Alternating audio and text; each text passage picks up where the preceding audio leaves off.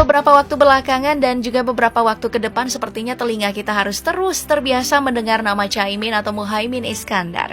Tokoh politik yang sekarang menduduki kursi paling tinggi di Partai Kebangkitan Bangsa ini terus diisukan akan maju dalam pemilu 2024 mendatang. Hal ini makin diperjelas dengan dibentuknya koalisi PKB bersama Gerindra. Nah, hari ini bagaimana kalau kita menelusuri jejak hidup keluarga Caimin?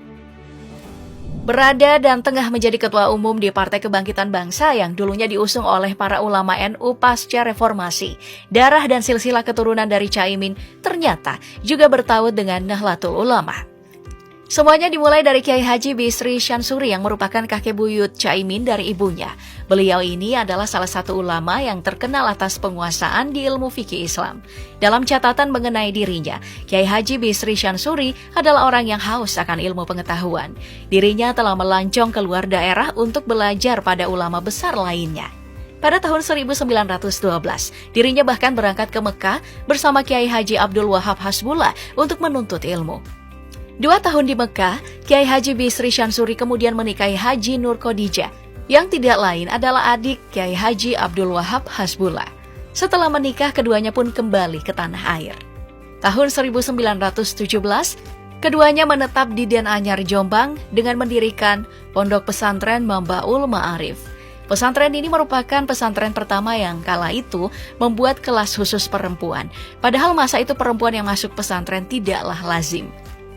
Kemudian di tahun 1926, Kiai Haji Bisri Syansuri bersama Kiai Haji Abdul Wahab Hasbullah serta gurunya Hadratus Syekh Hasyiuim Asy'ari mendirikan Nahdlatul Ulama yang sekarang kita kenal.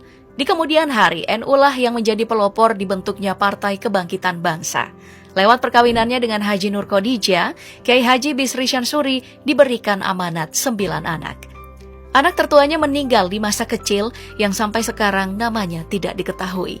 Kemudian secara berderet ada 8 anak yang tumbuh dan berkembang di Indonesia, yaitu Ahmad Athoillah atau Kiai Haji Ahmad Bisri, Muasoma, Muslihatun Solihah, Musyarofa, Solihun, Ali Abdul Aziz, dan Sohib. Dalam deretan 9 bersaudara tersebut, anak Kiai Haji Bisri Syansuri tadi hampir seluruhnya kental dengan dunia perpolitikan Indonesia. Salah satunya adalah Nyai Solihah yang kemudian menikah dengan Kiai Haji Abdul Wahid Hashim yang merupakan orang tua dari Kiai Haji Abdurrahman Wahid atau Gus Dur yang pernah menduduki kursi presiden keempat Indonesia. Jadi secara hubungan darah, Caimin masih merupakan keponakan dari Gus Dur. Dari tautan darah bersama Gus Dur ini, Caimin juga mendapatkan rangkaian keturunan langsung dengan Pangeran Adiwijaya atau Jaka Tingkir yang merupakan keturunan ketiga dari Syekh Siti Jenar. Ya, walaupun dalam kondisi terkini, keluarga Caimin dan Gus Dur masih dalam keadaan memanas akibat seteruh politik dalam badan Partai Kebangkitan Bangsa. Nah, dari 9 bersaudara ini, Muasomalah yang merupakan nenek dari Caimin. Anak dari Kiai Haji Bisri Syansuri ini kemudian menikah dengan Kiai Haji Hasbullah Salim. Dalam pernikahan ini, maka lahirlah 2 anak perempuan, yaitu Haji Solihati Jusuf dan Haji Muhasona Hasbullah. Kedua anak dari pasangan inilah yang kemudian memiliki generasi yang menjadi pelaku politik Indonesia untuk masa sekarang. Haji Solihati Jusuf menikah dengan Kiai Haji Ahmad Yusuf Kholil yang dikaruniai 6 anak. 2 di antaranya adalah Syaifullah Yusuf yang merupakan mantan wakil gubernur Jawa Timur dan Irsyad Yusuf yang sekarang menjabat sebagai Bupati Pasuruan. Nah, Haji Muhasona Hasbullah inilah yang kemudian menjadi ibu dari Caimin setelah menikah dengan Kiai Haji Muhammad Iskandar. Dalam kenangan Caimin, ayahnya adalah sosok guru terbaik yang mengajarkan dirinya untuk peduli dengan sesama. Lalu dari ibunya, Caimin ini diajarkan untuk mewarisi sifat-sifat Rasulullah. Makanya dalam beragam kesempatan, Caimin selalu memperhatikan 2 sisi ini sebagai warisan dari keluarganya. Dari pernikahan Haji Muhasona Hasbullah dan Kiai Haji Muhammad Iskandar, keduanya dikaruniai 6 anak. Mulai dari Muniroh Iskandar, lalu Abdul Halim Iskandar yang sekarang menjabat sebagai Menteri Desa, Pembangunan Daerah Tertinggal dan Transmigrasi. Kemudian ada Muhaimin Iskandar atau Caimin yang sekarang tengah kita bahas. Setelah itu Hasbiah yang merupakan istri dari M. Nasir, mantan Menristek Dikti. Lalu ada Abdul Alam, Dan yang terakhir adalah Istiqomah, yang merupakan istri dari Anwar Sanusi, yang kini menjabat sebagai Sekretaris Jenderal Kementerian Tenaga Kerja.